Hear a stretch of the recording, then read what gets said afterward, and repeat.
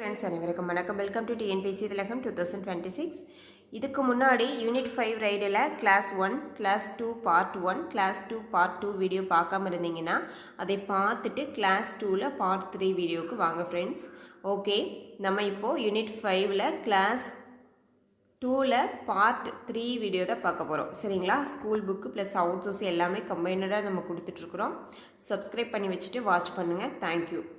இப்போ பாருங்கள், உலக மக்கள் தொகையில் 50% நகரங்களில் தான் வாழ்கிறாங்க அப்படின்னு சொல்கிறாங்க. ஒரு விஷயம் நல்லா தெரிஞ்சுக்கோங்க. ரொம்ப ஈஸியான பாயிண்ட்ஸாக சில விஷயங்கள் தெரியும். அதுதான் நம்ம மார்க்கை மிஸ் பண்ணிட்டு வர்றதுக்கு காரணமாக அமைஞ்சிடும். ஸோ எல்லாமே ரொம்ப இம்பார்ட்டண்ட்டு தான். சரிங்களா? உலக மக்கள் தொகையில் 50% பேர் நகரங்களில் தான் வாழ்கிறாங்கன்னு சொல்கிறாங்க.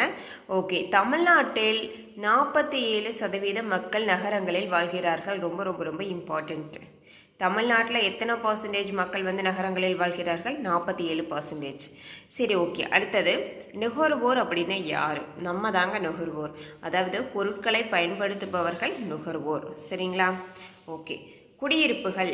குடியிருப்புகள்னால் என்ன? மனிதர்கள் வாழும் இடம் குடியிருப்பு. சரிங்களா? மனிதர்கள் வாழும் இடத்தை எந்த மாதிரி அழைக்கிறார்கள் அப்படின்னா குடியிருப்புகள். சரிங்களா? ஓகே. அடுத்தது கொஞ்சம் வேகமாக போயிடலாம். உற்பத்தி. வேகமாக போல, எந்த கண்டென்ட்டும் மிஸ் ஆகாமல் போகலாம். சரிங்களா? உற்பத்தி. உற்பத்தினா ப்ராசஸ். அதாவது உற்பத்தியில் 3 நிலை இருக்குங்க. முதன்மை உற்பத்தி, 2ஆம் நிலை உற்பத்தி, 3ஆம் நிலை உற்பத்தி. ஷார்ட்டாக சொல்கிற தெரிஞ்சுக்கோங்க. இப்போது ஒரு கரும்பு இருக்குது, நம்ம தோட்டத்தில் கரும்பு இருக்குது அப்படின்னா, அப்போது அந்த விவசாயம் பண்ணி அந்த கரும்பை எடுக்கிறாங்க பாருங்கள். விவசாயம் பண்ணி அந்த கரும்பாக பிடுங்குறாங்க பாருங்கள். அந்த கரும்பு எடுக்க வரைக்கும் அந்த விவசாயம் பண்ணி எடுக்கிறாங்கல்ல, அது முதன்மை உற்பத்தி. சரிங்களா? அந்த கரும்பை எடுத்துகிட்டு போய் அந்த சர்க்கரை ஆலையில் கொடுத்து, ஃபேக்ட்ரியில் கொடுத்து நமக்கு ஜீனியாக கன்வெர்ட் பண்ணுறாங்க பாருங்கள்.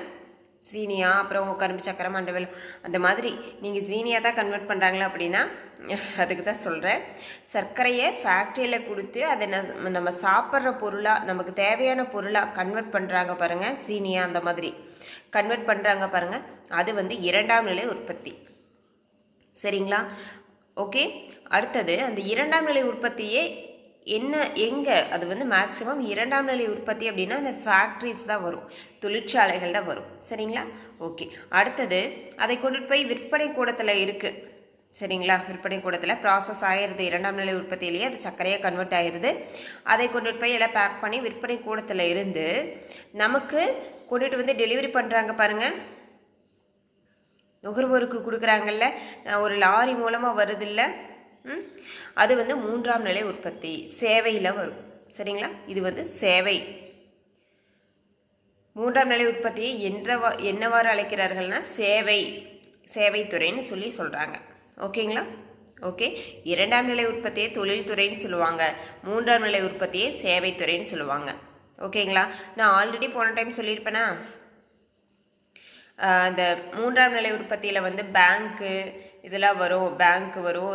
அப்புறம் இந்த லாரியில் கொண்டுட்டு இது பண்ணுறதுனால அந்த போக்குவரத்து டிபார்ட்மெண்ட் எல்லாமே வரும். அஞ்சல் துறையில் வரும்னு சொல்லியிருக்கிறேன்னா.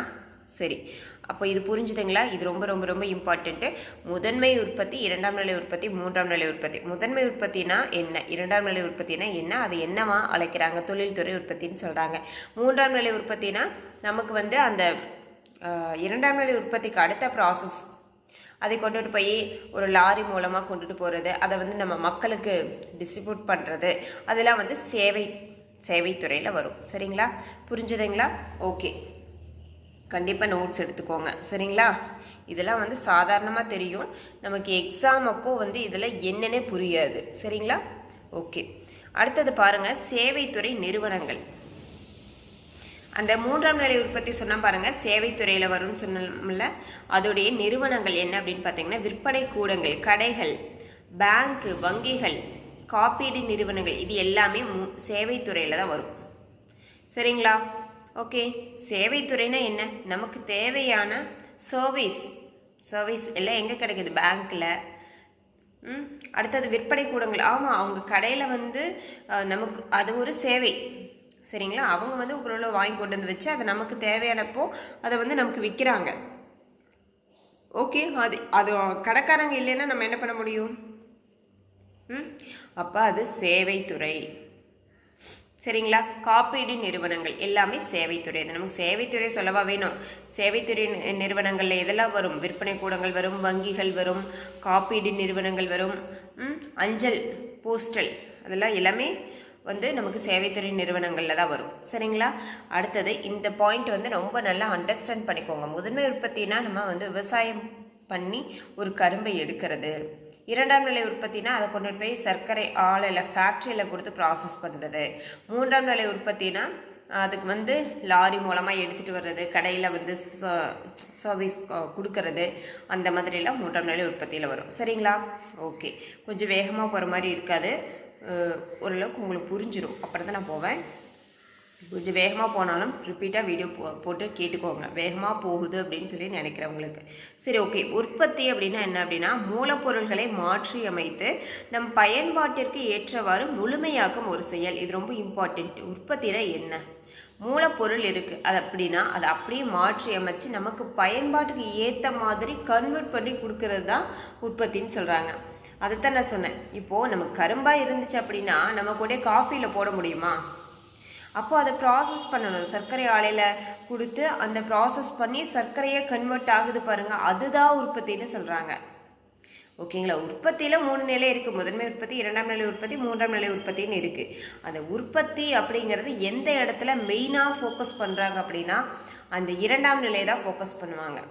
அந்த ஃபேக்ட்ரியில் நமக்கு வந்து கொடுத்து அது கரும்பாக இருக்கிறது நமக்கு ஒரு தேவையான பொருளாக, ஒரு முழுமையான பொருளாக நமக்கு யூஸ் பண்ணுற மாதிரி பொருளாக கன்வெர்ட் பண்ணி கொடுக்கறது. சரிங்களா? சரி, ஓகே. இப்போ இதில் உள்ளீடெல்லாம் என்ன? உள்ளீடு பாருங்கள், இந்த விளைபொருளான கரும்பு, ஆலை, இயந்திரம், தொழிலாளர்களோட உழைப்பு. சரிங்களா? இதில் என்னென்ன உள்ளீடு இருக்குது? விளைபொருளான கரும்பு இருக்குது, அந்த ஆலையில் இயந்திரம், தொழிலாளர்களின் உழைப்பு எல்லாமே இதில் அடங்கி இருக்கும். அப்போ உள்ளீடு அப்படின்னு எதை சொல்கிறோம் அப்படின்னா, உள்ளீடு அப்படின்னா இதில் எதெல்லாம் உள்ளீடு? விளைபொருளான கரும்பு உள்ளீடு, ஆலை உள்ளீடு, இயந்திரம் உள்ளீடு, தொழிலாளர்களோட இதுக்கு ப்ராசஸ் ஆகி வர்றதுக்கு தேவையான தொழிலாளர்களோட உழைப்பு, இது எல்லாமே உள்ளீடு. நமக்கு அவுட்புட் என்ன கிடைக்குது? வெளியீடு என்ன அப்படின்னா நாம் பெறும் சர்க்கரை, உற்பத்தியின் வெளியீடு. எக்ஸாம்பிளுக்கு சர்க்கரை ஆலையை வச்சு சர்க்கரை வச்சு சொல்கிறாங்க புக்கில். ஆனால் இது வந்து இது மட்டுமா அப்படின்னு கேட்டால் நீங்கள் அது மாதிரி எல்லாத்தையும் நினச்சிக்கலாம். அப்போ உள்ளீடு அப்படின்னா அதுக்கு தேவையான கரும்பு, ஆலை, தொழிலாளர்களோட உழைப்பு, இயந்திரம், இது எல்லாமே உள்ளீடு. இன்புட் கொடுத்தா அவுட்புட் என்ன கிடைக்கும்? வெளியீடு என்ன கிடைக்கும்? நாம் பெறும் சர்க்கரை உற்பத்தியின் வெளியீடாக கிடைக்கிறது. சரி, ஓகேங்களா? அடுத்தது பாருங்கள், பொருளாதாரம். உற்பத்தி ப்ளஸ் நுகர்வு வந்து பொருளாதாரத்தில் இன்றியமையாத செயல்கள் அப்படின்னு கேட்டால் உற்பத்தியும் வேணும், நுகர்வும் வேணும். சரிங்களா? ரொம்ப இம்பார்ட்டண்ட்டு. உற்பத்தியும் செய்யணும், அந்த உற்பத்தி மட்டும் பண்ணிகிட்டு இருந்தால் ஆகுமா? அது வந்து நுகர்வோர்களுக்கு தேவையானதாக இருக்கணும். நுகர்வோரோட பேஸில் தான் அது உற்பத்திங்கிறதே நடக்குது. இப்போ நமக்கு சர்க்கரை நம்ம அதிகமாக வாங்க தான் அவங்க சர்க்கரை அதிகமாக தேவைன்னு அதிகமாக உற்பத்தி பண்ணுறாங்க. சரிங்களா? அப்போ பொருளாதாரத்தில் முக்கிய பங்கு வகிப்பது எது அப்படின்னா உற்பத்தி ப்ளஸ் நுகர்வோர். இது ரெண்டு சேர்ந்தது தான் பொருளாதாரத்தில் இன்றியமையாத செயலை சொல்கிறாங்க. உற்பத்தியும் வேணும், நுகர்வோரும் வேணும். உற்பத்தி ப்ளஸ் நுகர்வோர், இது ரெண்டு தான் பொருளாதாரத்தில் இன்றியமையாத செயல்கள்னு சொல்கிறாங்க. சரிங்களா?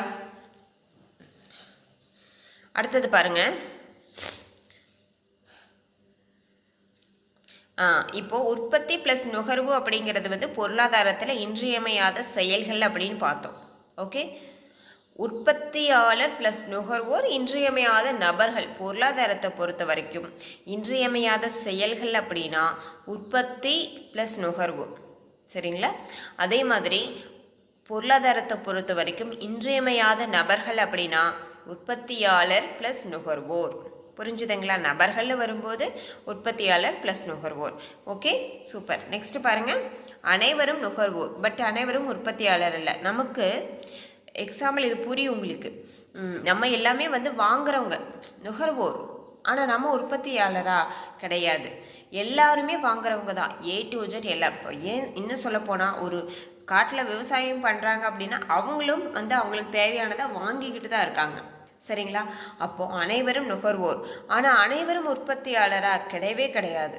அனைவரும் நுகர்வோர், ஆனால் அனைவரும் உற்பத்தியாளர் அல்ல.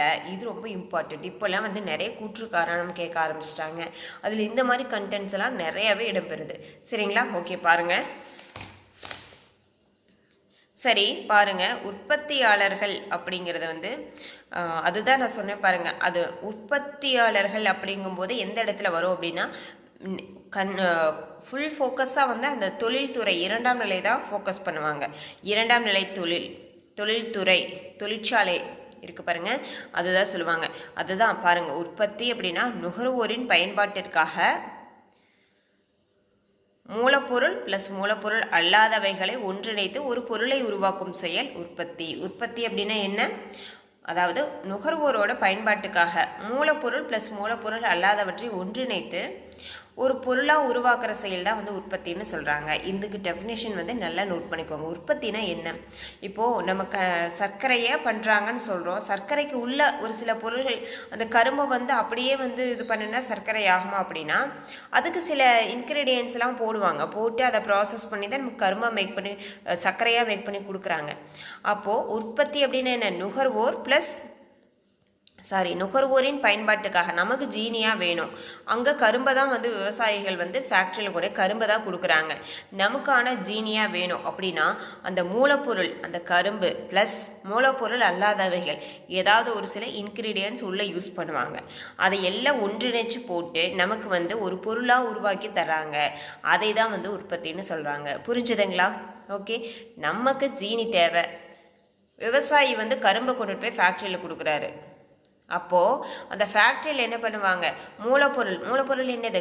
கரும்பு ப்ளஸ் ஏதாவது இன்க்ரீடியன்ஸ் அவங்க யூஸ் பண்ணுவாங்க. அதை எல்லாம் சேம் போட்டு ஒன்றிணைத்து நமக்கு ஒரு பொருளாக மேக் பண்ணி கொடுக்கறத தான் உற்பத்தின்னு சொல்கிறாங்க.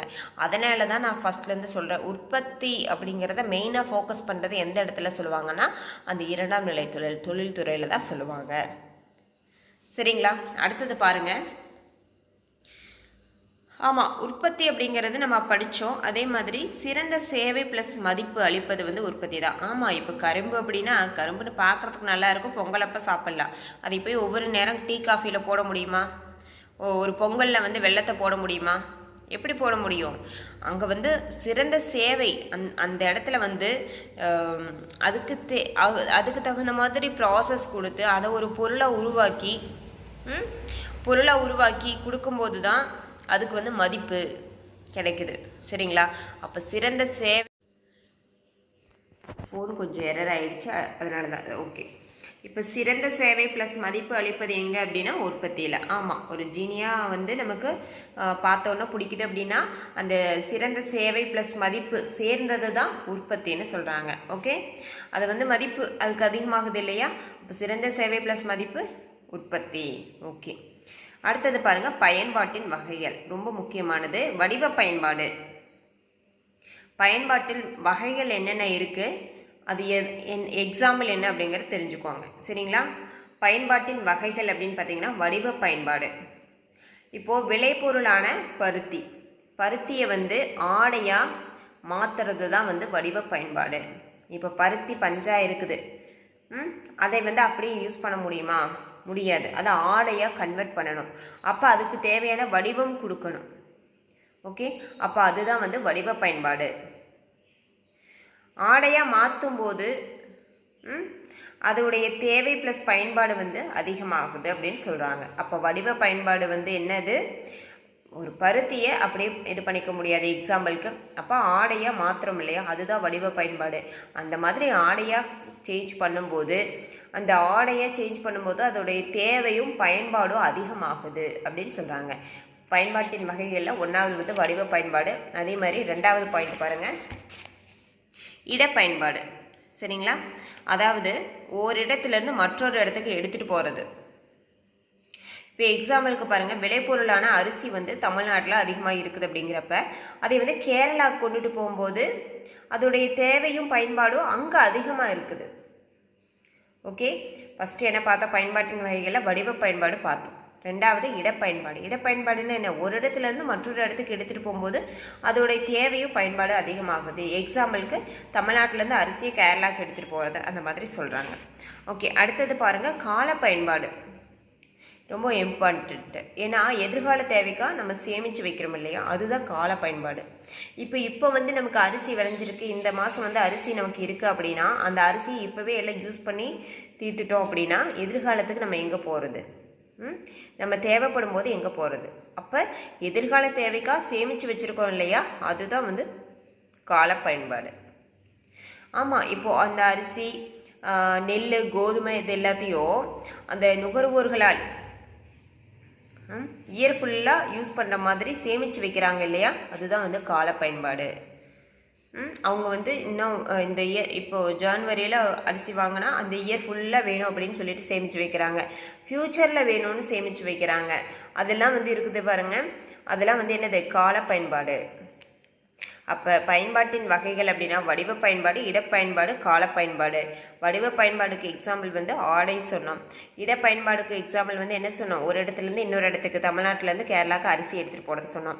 கால பயன்பாடு அப்படிங்கும்போது நம்ம எதை சொன்னோம்? எதிர்கால தேவைக்காக நம்ம சேமித்து வைக்கிறது, நெல், கோதுமை இதெல்லாம் வந்து சொன்னோம். சரிங்களா? இதெல்லாம் புரிஞ்சுதுங்களா? ஓகே, பாருங்கள். அடுத்தது இந்த கொஷின், இது வந்து பாக்ஸ் கொஷின் நினைக்கிறேன். இது ரொம்ப இம்பார்ட்டண்ட்டு. இது பார்க்குறதுக்கு நமக்கு ஈஸியாக தான் தெரியும். இது வந்து நிறைய இடத்துல கேட்டுட்டாங்க. இந்தியா வந்து என்ன பொருளாதாரம்? இந்தியா கலப்பு பொருளாதாரங்க. சரிங்களா? இந்தியா கலப்பு பொருளாதாரம். ஏன்னா தனியார் துறையும் பொதுத்துறையும் சேர்ந்து சில விஷயங்கள் பண்ணுறோம். ஓகே, நம்ம சேர்ந்து மிங்கிளாகி பண்ணுறோம். அப்போ அது வந்து கலப்பு பொருளாதாரம். மறப்பீங்களா? மறக்கவே கூடாது. இந்தியா வந்து எந்த வகையான பொருளாதாரம்னு கேட்டால் இந்தியா வந்து கலப்பு பொருளாதாரம். தனியார் துறையும் பொதுத்துறையும் சேர்ந்து சில விஷயங்கள் பண்ணுறோம். ஸோ இந்தியா வந்து கலப்பு பொருளாதாரம். ஓகே, இதை மறந்துடாதீங்க, ரொம்ப இம்பார்ட்டண்ட்டு. அடுத்தது ரொம்ப முக்கியமான புக்கு அண்டு அதோட ஆத்தர்ஸ் நேம். ரொம்ப முக்கியமான புக் அண்ட் ஆத்தர்ஸ் நேம் வந்து இந்த இதில் கொடுத்துட்றேன் பாருங்கள். டிஸ்கவரி ஆஃப் இந்தியா யார் எழுது? இதில் ரொம்ப ரொம்ப ரொம்ப இம்பார்ட்டண்ட்டு. நிறைய இதில் வந்து ப்ரீவியஸ் இயர் கொஷனில் கேட்டது. சரிங்களா? ஓகே, இதெல்லாம் கண்டிப்பாக நோட் பண்ணி வச்சுட்டு படிச்சிடுங்க. டிஸ்கவரி ஆஃப் இந்தியா எழுதினது யார் அப்படின்னா JW நேரு. டிஸ்கவரி ஆஃப் இந்தியாவை எழுதியவர் யார்? டிஸ்கவரி ஆஃப் இந்தியா என்ற புத்தகத்தின் ஆசிரியர் யார்? JW நேரு. சரி, ஓகே. திட்டமிட்ட பொருளாதாரம் அப்படின்னு சொல்லிட்டு புக் எழுதினது யார்? புத்தகத்தின் திட்டமிட்ட பொருளாதாரத்தின் ஆத்தர் யார்? சர் விஸ்வேஸ்வரய்யா. சர் விஸ்வேஸ்வரய்யா. சரிங்களா? திட்டமிட்ட பொருளாதாரத்தின், இது ரொம்ப இம்பார்ட்டண்ட்டு. திட்டமிட்ட பொருளாதாரத்தின் ஆசிரியர் வந்து சர் விஸ்வேஸ்வரய்யா. அவருடைய பிறந்த தினம் எப்போ? செப்டம்பர் 15. சர் விஸ்வேஸ்வரய்யா அவருடைய பிறந்த தினம் வந்து செப்டம்பர் 15. சரிங்களா? நோட் பண்ணி வச்சுக்கோங்க. திட்டமிட்ட பொருளாதாரம் எழுதினது சர் விஸ்வேஸ்வரய்யா. ஓகே, அடுத்தது இது வந்து கொஷினில் கேட்டதான். எக்ஸாம் வாரியர்ஸ் திரு நரேந்திர மோடி அவர்கள். ஓகே, ரொம்ப இம்பார்ட்டண்ட்டு. அதுவும் இது எல்லாமே இம்பார்ட்டண்ட்டு தான். இது எல்லாமே கேட்ட கொஷின் தான். எக்ஸாம் வாரியர்ஸ் திரு நரேந்திர மோடி அவர்கள். நான் சில ப்ரீவியஸ் இயர் கொஷினையும் உள்ள இன்க்ளூடிங்காகவே நான் கொடுத்துட்டே வரேன். ஏன்னா எல்லாத்தையும் ஒரே டைமில் படிக்க முடியாது. எக்ஸாம் வாரியர்ஸ் அப்படிங்கிறது வந்து திரு நரேந்திர மோடி அவர்கள். நம்ம பேட்ச்குள்ளே இருக்கிறவங்களுக்கு 185 ஏதோ சம்திங் 2013 இப்போ வரைக்கும் கேட்டிருந்த அத்துணை டிஎன்பிஎஸ்சி ஒரிஜினல் கொஷின் இது எல்லாமே நான் வந்து வித் ஆன்சர் மார்க்கெட் பிடிஎஃபாக நான் வந்து சென்ட் பண்ணியிருக்கேன்ல. அதை வந்து பத்திரமா வைங்க. நம்ம கொஞ்சம் ப்ராசஸ் போக போக ஓரளவுக்கு எல்லா டாப்பிக்லேயும் சிலபஸ் கம்ப்ளீட் ஆனதுக்கப்புறமா நம்ம வந்து டெய்லி ஒரு கொஷின் வந்து கொஷின் ஆன்சர் வந்து நம்ம கொஷின் நம்பர் சொல்லிவிட்டு நம்ம வந்து அதை வந்து நம்ம டிஸ்கஸ் பண்ணுவோம். ஓகே, பாருங்கள். எக்ஸாம் வாரியர்ஸ் நரேந்திர மோடி அவர்கள். And uncertain glory Amartya Sen. இது ரொம்ப முக்கியமானது. அண்ட் அன்சர்டைன் க்ளோரி எழுதியவர் யார்? அமர்த்தியா சென். ஓகே, இதுக்கெல்லாம் ஷார்ட்கட் சொல்லுங்கள் அப்படின்னா சொல்கிறேன், வெயிட் பண்ணுங்கள். இப்போ ஏன் அன்சர்டைன் க்ளோரி அமர்த்தியா சென் இது எப்படி ஞாபகம் வச்சுக்கலாம் அப்படின்னா, அங்கே போய் பார்த்தா சரன்னு ஒருத்தர் எந்திரிச்சு போனார், நான் உட்காந்துக்கிட்டேன். அமர்த்தியா அமர்றது. இது எல்லாமே ஷார்ட்கட்டு ஃபன்னுக்கு தான் சொல்லிட்டேன், ஞாபகம் வச்சுக்கிறதுக்கு மட்டும்தான். ஏன் அன்செர்டைன் க்ளோரி எழுதியவர் அமர்த்தியா சென். அங்கே போனால் சர்ன்னு ஒருத்தர் எந்திரிச்சு போயிட்டார். அன்சர் அங்கே போனால் சர்ன்னு ஒருத்தர் எந்திரிச்சு போனார். நான் உட்காந்துக்கிட்டேன், நான் அமர்ந்துட்டேன். அன்செர்டைன் க்ளோரி அங்கே சர்ன்னு. அப்போ அங்கே சர்ன்னு எந்திரிச்சு போயிட்டாருன்னா நம்ம உட்காந்துக்கலாம்ல, அமர்ந்துக்கலாமில்ல. ஏன்னா அன்செர்டைன் க்ளோரி எழுதியவர் அமர்த்தியா சென் அவர்கள். எக்ஸாம் வாரியர்ஸ் திரு நரேந்திர மோடி அவர்கள் நீங்கள் மறக்கவே கூடாது. நம்முடைய பிரதமர் எழுதுனதை நீங்கள் மறக்கக்கூடாது. ஓகே. திட்டமிட்ட பொருளாதாரம் வந்து சார் விஸ்வேஸ்வர் ஐயா அதை எப்படி நீங்கள் மறக்காமல் வச்சுக்கிறது அப்படின்னா, திட்டமிட்ட பொருளாதாரம், ஒரு பொருளாதாரத்தை திட்டம் போட்டு வச்சிருக்கும் போது விசுவிசுன்னு காத்தடிச்சிருச்சு. ஒரு பொருளாதாரத்தை திட்டமிட்டு பொருளாதாரம் போட்டு வைக்கும்போது விசுவிசுன்னு காத்தடிச்சிருச்சு. அப்போ திட்டமிட்ட பொருளாதாரம் அப்படின்னா சார் விஸ்வேஸ்வர் ஐயா. சரிங்களா? ஓகே. அடுத்தது பாருங்க, discovery of India JW Nehru, Jawaharlal Nehru மறக்கவே கூடாது. Discovery of India Jawaharlal Nehru மறக்கக்கூடாது. சரிங்களா? ஓகே. பொருளாதாரத்திற்கான முதலில் நோபல் பரிசு பெற்றவர் யார்? இது ரொம்ப இம்பார்ட்டண்ட்டு. இந்தியாவை சேர்ந்த அமர்த்தியா சென் அவர்கள் 1998 பொருளாதாரத்திற்கான முதலில் நோபல் பரிசு பெற்றவர், இந்தியாவை சேர்ந்தவர். இந்தியாவை சேர்ந்த பொருளாதாரத்திற்கான முதலில் நோபல் பரிசு பெற்றவர் இந்தியாவை சேர்ந்தவர் யார் அப்படின்னா அமர்த்தியா சென், 1998.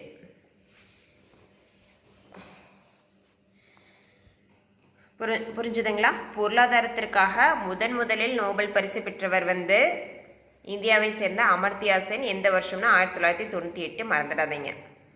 சரி, பொருளாதாரத்திற்காக இரண்டாவது நோபல் பரிசு பெற்றவர் யார் அப்படின்னா அபிஜித் பானர்ஜி, 2019. இது ரெண்டுமே நோட் பண்ணி வச்சுக்கோங்க. பொருளாதாரத்திற்காக முதலில் நோபல் பரிசு பெற்ற இந்தியர், பொருளாதாரத்திற்காக முதலில் நோபல் பரிசு பெற்ற இந்தியர் யார் அப்படின்னா அமர்த்தியா சென், 1998. ஓகே. பொருளாதாரத்திற்காக இரண்டாவது நோபல் பரிசு பெற்ற இந்தியர் யார் அப்படின்னா அபிஜித் பானர்ஜி, 2019. ஓகே, ரெண்டுமே நோட் பண்ணி வச்சுக்கோங்க. அமர்த்தியா சென், அபிஜித் பானர்ஜி. பொருளாதாரத்திற்காக நோபல் பரிசு பெற்ற முதல் இந்தியர் வந்து அமர்த்தியா சென், இரண்டாவது இந்தியர் வந்து அபிஜித் பானர்ஜி. இரண்டாவது இப்போ 2019. சரிங்களா? அப்புறம் நன்னெறி கருத்து உணர்வு கொள்கை அப்படின்னு ஒரு புக் எழுதினது யார் அப்படின்னா ஆடம் ஸ்மித், 1759. நன்னெறி கருத்து உணர்வு கொள்கை, ஆடம் ஸ்மித், 1759. இந்த ஆடம் ஸ்மித்தை வச்சு நான் ஒரு ஷார்ட்கட் தனியாக நான் கொடுக்குறேன். ஓகே, அதாவது இந்த இடத்துல ஒரு ஷார்ட்கட் சொல்லிட்டு போயிடலாமா? 59 வயசுலையும் அதாவது ஷார்ட்கட்டுக்காக தான் சொல்லிட்டேன். இது ஒரு உங்களுக்கு ஞாபகத்தில் வச்சுக்கிறதுக்காகத்தான். 59 வயசுலையும் நல்ல ஆடம்பரமாக இருக்கிறாங்க அப்படின்னா காரணம் என்னவா இருக்கும்? அவங்க நல்ல நெறி கருத்துக்களை உணர்வு பூர்வமாக வச்சுருந்துருப்பாங்க. நல்லறி கருத்துகள் உணர்வு கொள்கை புக்கு படித்ததுனால தான், புக்கு எழுதுனதுனால தான் அவங்க வந்து 59 வயசுலேயும் ஆடம்பரமாக இருக்காங்க. அப்படி ஞாபகம் வச்சுக்கலாமா? ஓகே ஓகே பாருங்க, நன்னெறி கருத்து உணர்வு கொள்கை. நன்னெறி கருத்து உணர்வு கொள்கையா? அப்போ 59 வயசுலேயும் ஆடம்பரமாக இருந்தவர் தானே இந்த நன்னெறி கருத்து உணர்வு கொள்கை எழுதியிருப்பார். நல்ல நெறி கருத்துக்களை உணர்வுபூர்வமாக வச்சுருந்ததுனால தானே அவர் 59 வயசில் ஆடம்பரமாக இருந்திருப்பார். அப்போ நன்னெறி கருத்து உணர்வு கொள்கை அப்படின்னா 1759 ஆடம் ஸ்மித். ஓகே. நாடுகளின் செல்வம் 1776 ஆடம் ஸ்மித். இது ஒரு நிமிஷம் பாருங்கள். ஆடம்பரமாக இருக்காங்க அப்படின்னா நாடு பூரா செல்வமாக கருதுறவங்க தான் ஆடம்பரமாக இருக்க முடியும்.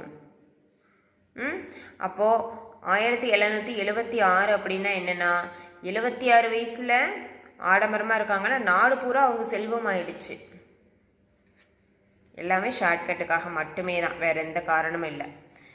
நாடுகளின் செல்வம் அப்படின்னா 1776. இது எப்படி ஞாபகம் வச்சுக்கலாம்னா, நாடு பூரா செல்வம் ஆயிடுச்சா அப்படின்னா ஆடம்பரமாக இருக்கிறாங்க அப்படின்னா 76 வயசில் ஆடம்பரமாக இருக்காங்கன்னா நாடு பூரா அவங்களோட செல்வம். அப்போ நாடுகளின் செல்வம் 1776 ஆடம் ஸ்மித். அப்போ 59 வயசில் என்ன சொன்னோம்?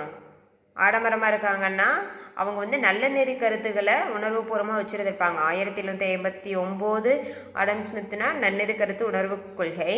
அதே மாதிரி 1776 ஆடம் ஸ்மித்னா 76 வயசில் ஆடம்பரமாக இருக்காங்கன்னா நாடு பூரா அவங்க செல்வமாக இருக்கும். அப்போ 1776 ஆடம் ஸ்மித்னா நாடுகளின் செல்வம். ஓகே, அடுத்தது தாஸ் கேபிட்டல் காரல் மார்க்ஸ். இது வந்து மறக்கக்கூடாது. தாஸ் கேபிட்டல் யார்? Karl Marx. Okay, Marx Das, Marx Das மறப்பீங்களா? Marx Das, Marx Das. Karl Marx Das Kapital மூலதனம்.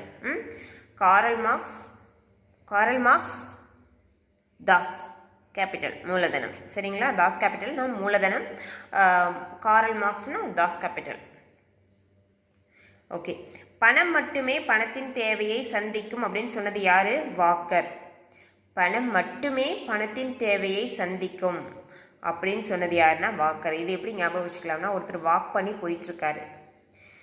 அப்போ பார்த்துருக்காரு, ஒரு பணம் இன்னொரு பணத்தோட தேவையை போய் சந்திக்குதாமா. புரிஞ்சுதுங்களா? ஒருத்தர் வாக்கிங் போயிட்டுருக்காருங்க, வாக் பண்ணி போயிட்டுருக்காரு ஒருத்தர். அப்போ பார்த்துருக்காரு, ஒரு பணம் இன்னொரு பணத்தின் தேவையை சந்திச்சதை அவர் பார்த்தாராமா. யாரு? அந்த வாக் பண்ணி போயிட்டு இருந்த வாக்கர். அதாவது பணம் மட்டுமே பணத்தின் தேவையை சந்திச்சிருக்கு. ஆமாம், அது சந்திச்சதை யார் பார்த்தது? வாக் பண்ணி போயிட்டு இருந்த வாக்கர் தான் பார்த்தாரு. புரிஞ்சுதுங்களா? ரொம்ப ரொம்ப ரொம்ப இம்பார்ட்டண்ட். பணம் மட்டுமே பணத்தின் தேவையை சந்திக்கும். அது சந்திச்சதை யாருப்பா பார்த்தது? அந்த வாக் பண்ணி போயிட்டு இருந்த வாக்கர் தான். அப்போ பணம் மட்டுமே பணத்தின் தேவையை சந்திக்கும், வாக்கர். ஓகே ஓகே ஃப்ரெண்ட்ஸ், இந்த வீடியோவில் வந்து கிளாஸ் 2ல் பார்ட் 3 வீடியோ கம்ப்ளீட் பண்ணியாச்சு. அடுத்த வீடியோ வந்து கிளாஸ் 2ல் பார்ட் 4 வீடியோ வரும். Okay friends, thank you.